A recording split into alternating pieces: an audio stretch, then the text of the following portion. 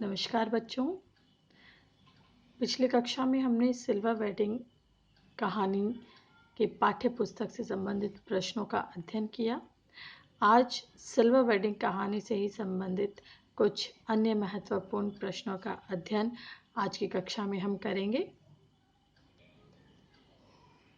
पहला प्रश्न है, सिल्वर वेडिंग कहानी के आधार पर यशोधर बाबू के मानसिक द्वंद्व की व्यंजक किन्हीं दो घटनाओं का उल्लेख कीजिए।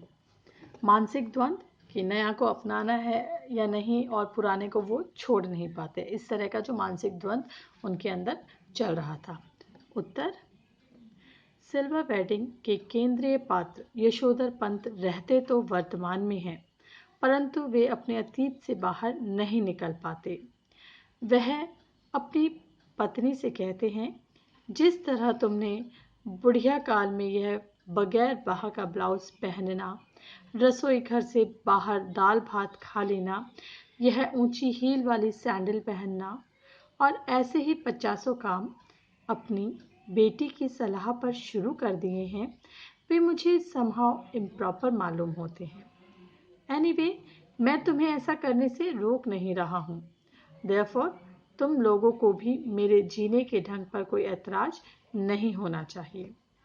दूसरी तरफ चंद्रदत्त तिवारी द्वारा बेटे की प्रशंसा सुनकर प्रफुल्लित यशोधर बाबू की मानसिकता प्रकट करते हुए लेखक लिखते हैं, यशोधर बाबू ने अपने बेटों की खरीदी हुई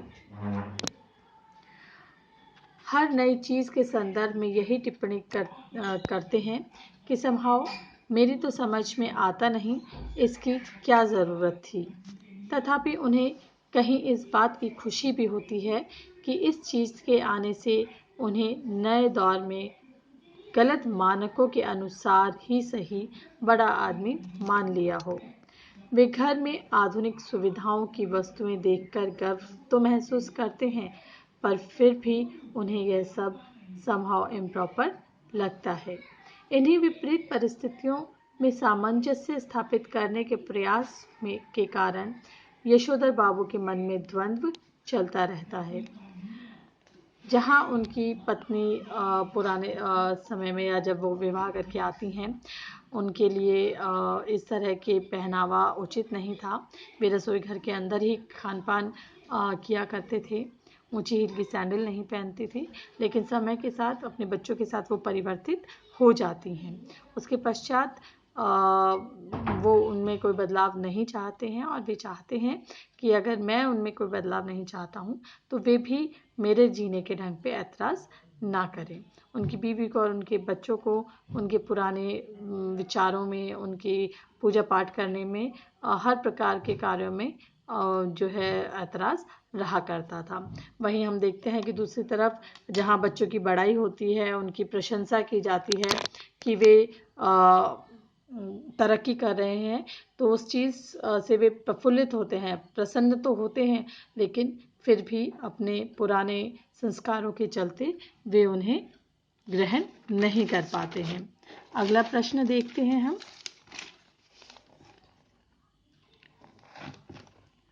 सिल्वर वेडिंग कहानी के पात्र किशनदा के उन जीवन मूल्यों की चर्चा कीजिए जो यशोधर बाबू की सोच में आजीवन बने रहे।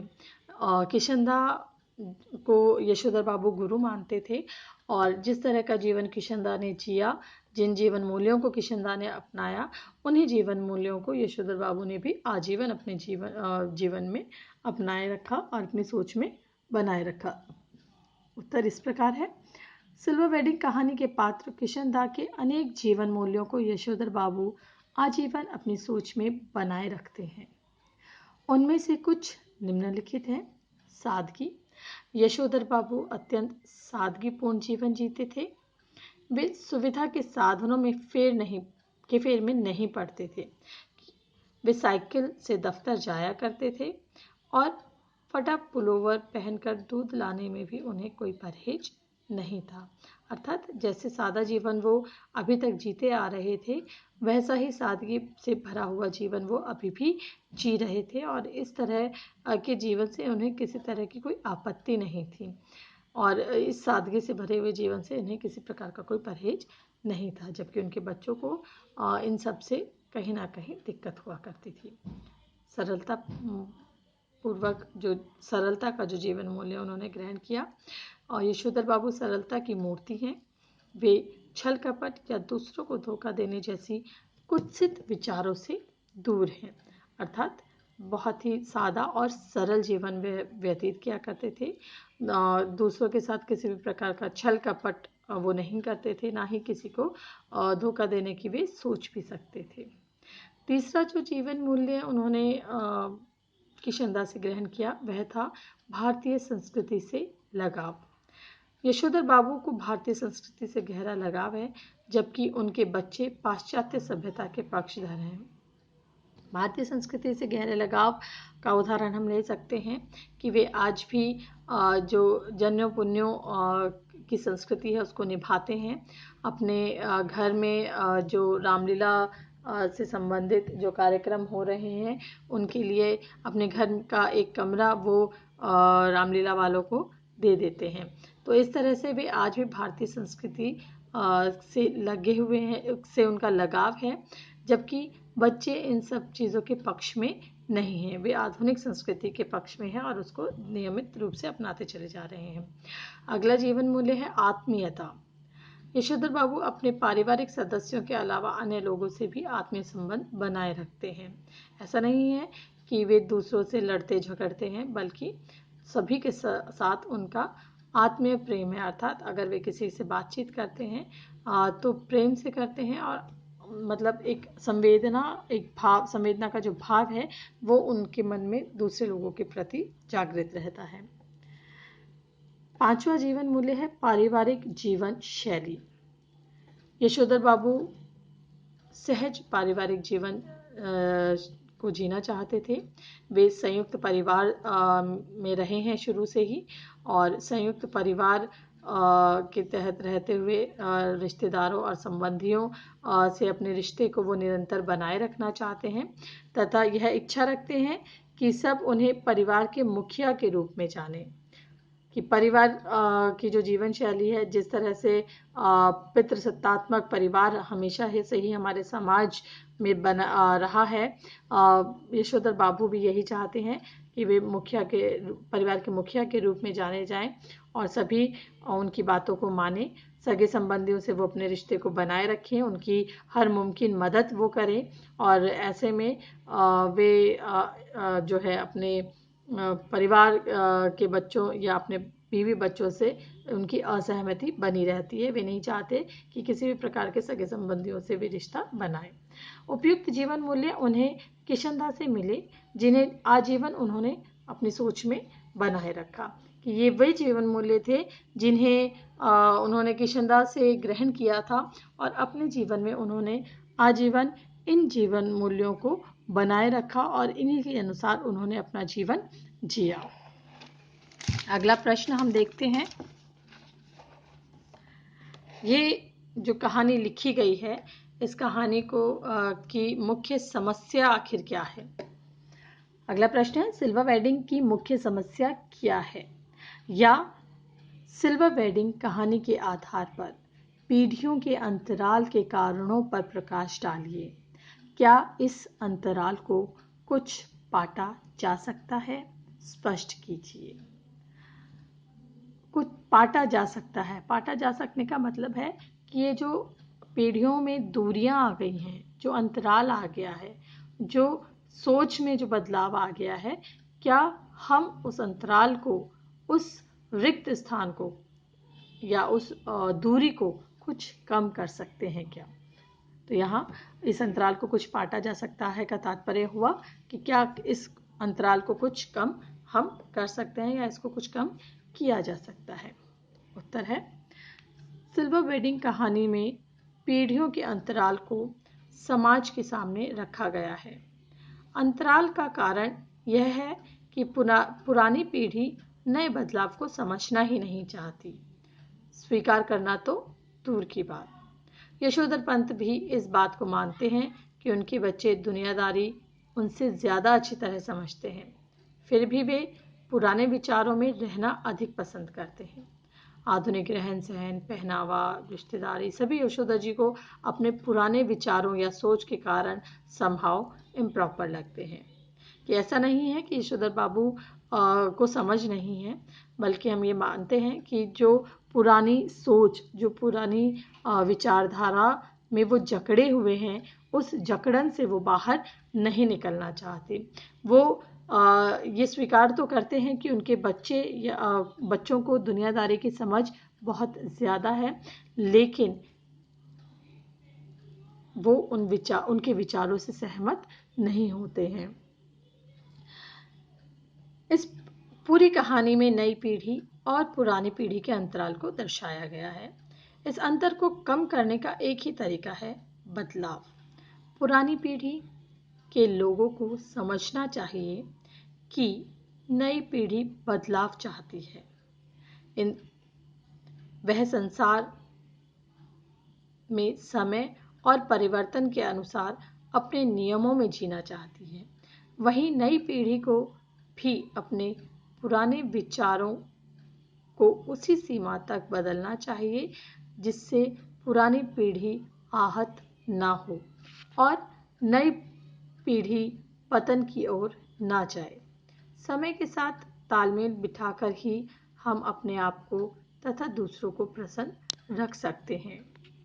कहने का तात्पर्य यह है कि इस अंतराल को हम तभी कम कर सकते हैं जब हम इस परिवर्तनशील समाज में, इस संसार में परिवर्तन मानते चलते रहें, जीवन में उस परिवर्तन को ग्रहण करते रहें। यशोधर बाबू भले ही पुरानी पीढ़ी के थे, लेकिन अगर वे चाहते कि वो अपने परिवार के साथ सुखी जीवन बिताए तो वो एक सामंजस्य बिठा सकते थे, वो बदलाव ला सकते थे। इस परिवर्तनशील युग में परिवर्तन के साथ आगे बढ़ सकते थे। पुरानी पीढ़ी की बहुत सी अच्छी बातों को ग्रहण करते हुए वे नई पीढ़ी की बातों को भी ग्रहण कर सकते थे। वहीं नई पीढ़ी के जो लोग हैं वो पूर्ण रूप से पुरानी पीढ़ी के लोगों की जो विचारधारा है उसको खारिज नहीं करते, पुरानी अच्छी बातों को ग्रहण करते और नए के साथ कदम से कदम मिलाकर अगर वे आगे बढ़ते तो शायद यशोधर बाबू और उनके बच्चों का तालमेल सही बैठ पाता। इसलिए हम कह सकते हैं कि इस अंतराल को तभी कम किया जा सकता है जब पुरानी पीढ़ी और नई पीढ़ी आपस में मिलजुल कर तालमेल आगे बढ़ाकर चले। अब जो हमारा अगला प्रश्न है वो इस पाठ की एक अन्य समस्या को भी उजागर करता है। 25वीं सालगिरह पर जो उनका बड़ा बेटा है भूषण, उनके द्वारा जो भेंट उन्हें दी जाती है उस पर आधारित है ये प्रश्न कि भूषण द्वारा ऊनी ड्रेसिंग गाउन देने पर यशोधर पंत के मन में उत्साह का अभाव किन जीवन मूल्यों की उपेक्षा के कारण दिखाई देता है? बुजुर्ग पीढ़ी हमसे क्या अपेक्षा करती है? भूषण के द्वारा ऊनी ड्रेसिंग गाउन देने पर यशोधर पंत के मन में खुशी और उत्साह का अभाव इसलिए दिखाई देता है क्योंकि यशोधर बाबू चाहते थे कि अब उनके बच्चे घर गृहस्थी की जिम्मेदारी उठा लें। वे चाहते थे कि बच्चे अपनी जिम्मेदारियों को समझें, लेकिन ऐसा नहीं होता है। उनके बड़े बेटे भूषण ने यशोधर बाबू को उनकी शादी की 25वीं सालगिरह पर ऊनी गाउन तो भेंट की, पर साथ ही यह भी कहा कि सुबह दूध लेने जाएं तो उस फटे पुलोवर की जगह इसे पहनकर जाएं। भूषण ने यह नहीं कहा कि दूध मैं ही ले आऊंगा, आप ठंड में बाहर नहीं जाइएगा। इसी कारण यशोधर बाबू की आंखों में नमी आ गई। बुजुर्ग पीढ़ी हमसे सहयोग एवं आत्मीयता की अपेक्षा करती है। यशोधर पंत को भी अपने पुत्र से सहयोग एवं आत्मीयता की अपेक्षा थी, किंतु भूषण ऐसी किसी भी प्रकार की आत्मीयता प्रदर्शित नहीं करता और इसी कारण यशोधर बाबू की आंखें भर आई। भूषण के द्वारा जो ड्रेसिंग गाउन अपने पिता यशोधर पंत को दिया गया था, यशोधर पंत चाहते थे कि अब बच्चे अपनी जिम्मेदारियों को ग्रहण कर लें, अर्थात घर का जो भी कार्य है, चाहे वो दूध लाना है, चाहे वो सब्जी लाना है या किसी भी प्रकार का अन्य कार्य है, उसमें बच्चे अपनी सहभागिता निभाएं और पिता को आराम करने के लिए कहा जाए। जैसा कि हम अक्सर ये देखते हैं कि जो पुरानी पीढ़ी है वो किस तरह से अपने माँ बाप का आदर करती है, सम्मान करती है और एक समय के पश्चात उनकी सभी जिम्मेदारियों को अपने ऊपर ग्रहण कर लेती हैं। और वही जिस तरह से यशोधर पंत ने भी अपने जीवन में अपने परिवार की जिम्मेदारियों को निभाया है, वे चाहते थे कि उनका बेटा भी अपनी इन जिम्मेदारियों को निभाए।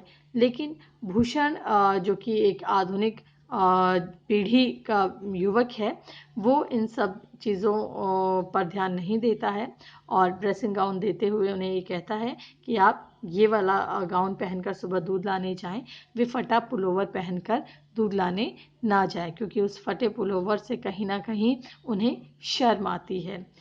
इसलिए जो यशोधर पंत हैं उनका मन दुखी हो जाता है, उनके मन में उत्साह नहीं मिलता दिखाई देता है और इस समय में भी या इस पल में भी वो किशनदा को याद करते हैं। अगला प्रश्न है,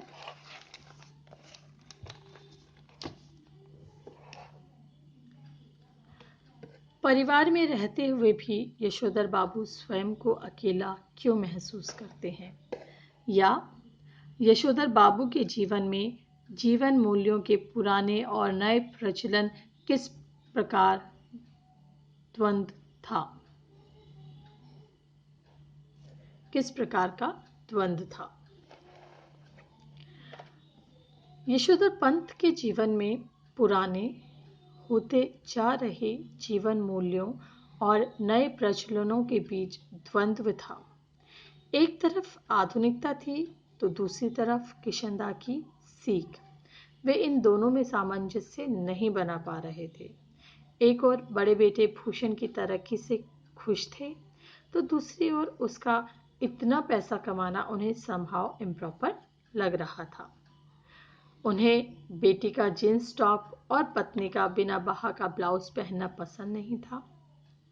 दफ्तर और घर के लोग पाश्चात्य संस्कृति को अपना चुके थे, लेकिन यशोधर बाबू को यह सब अंग्रेजों के चोंचले लगते थे। स्कूटर की बजाय उन्हें पैदल दफ्तर जाना पसंद था। वे रिश्तेदारी निभाना चाहते थे, लेकिन उनके बच्चे ऐसा नहीं चाहते थे। नई चीज़ों और तकनीकों को अपनाना उनके अंदर गर्व को उजागर करता था, लेकिन समहाउ इम्प्रॉपर भी लगता था।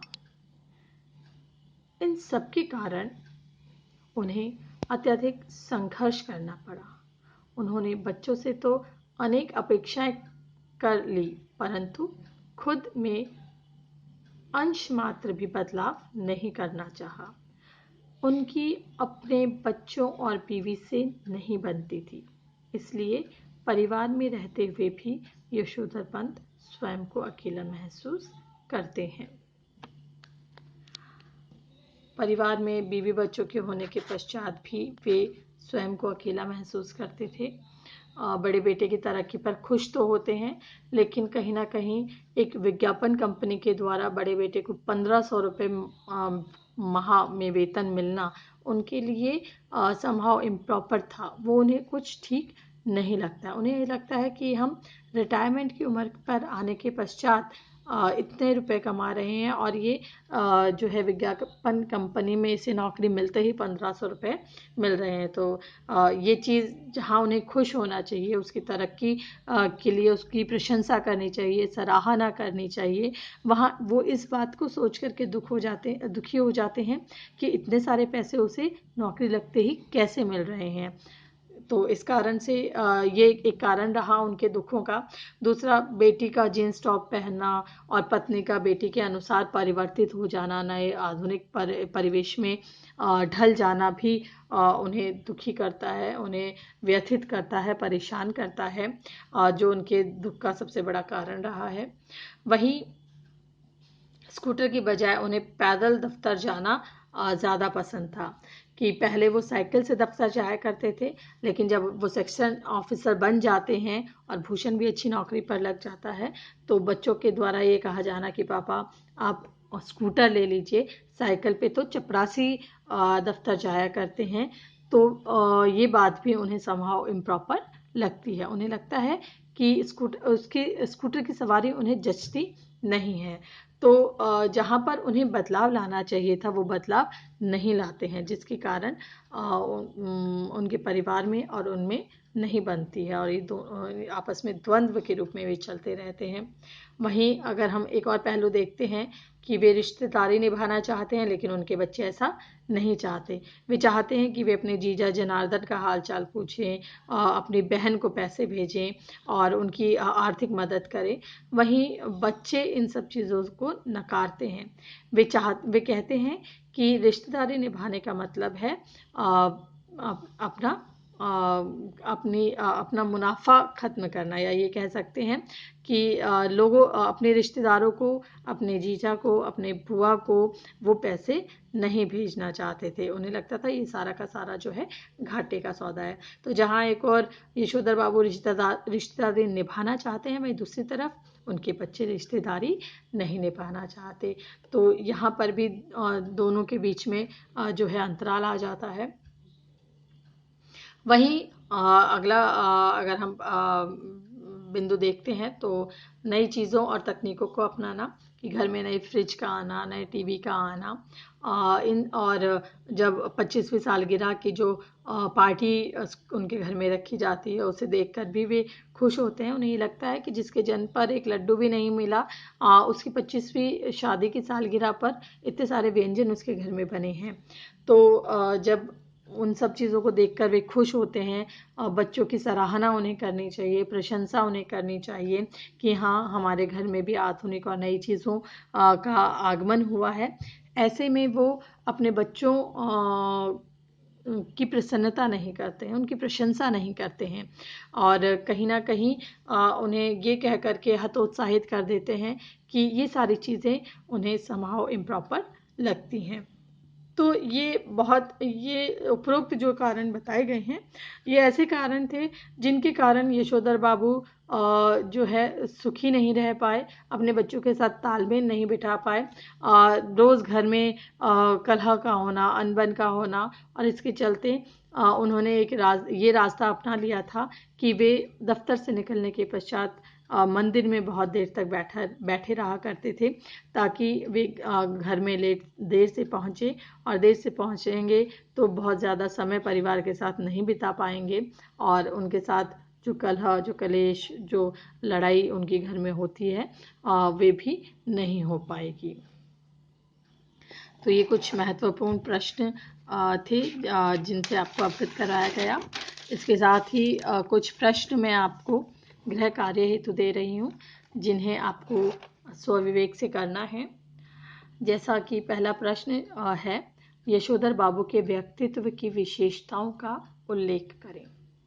इसके बारे में मैंने आपको पहली कक्षाओं में भी बताया था कि यशोधर बाबू का व्यक्तित्व कैसा था।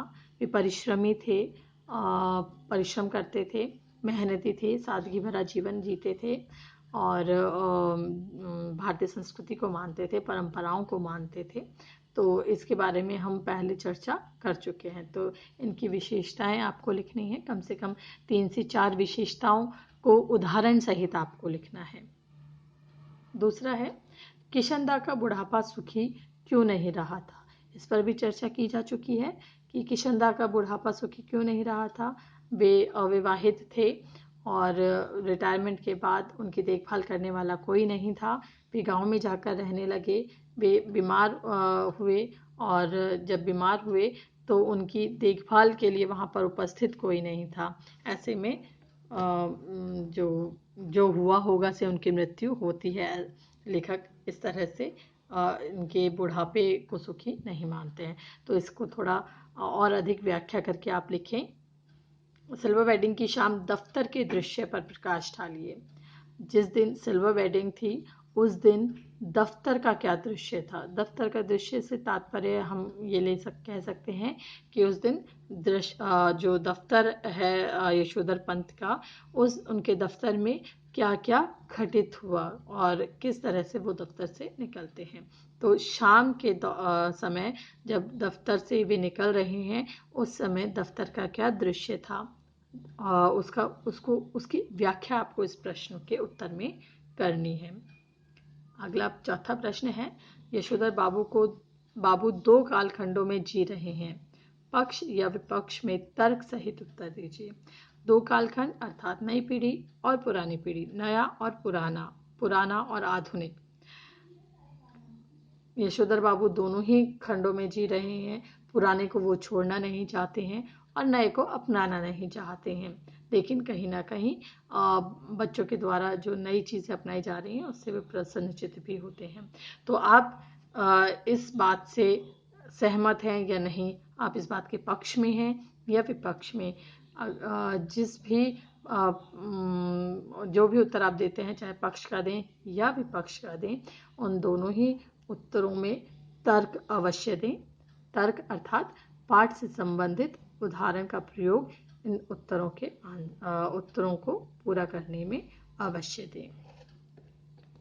तो हम अपनी अगली कक्षा में एक नए पाठ के साथ पुनः उपस्थित होंगे। तब तक के लिए नमस्कार। घर पर रहें, सुरक्षित रहें, स्वस्थ रहें।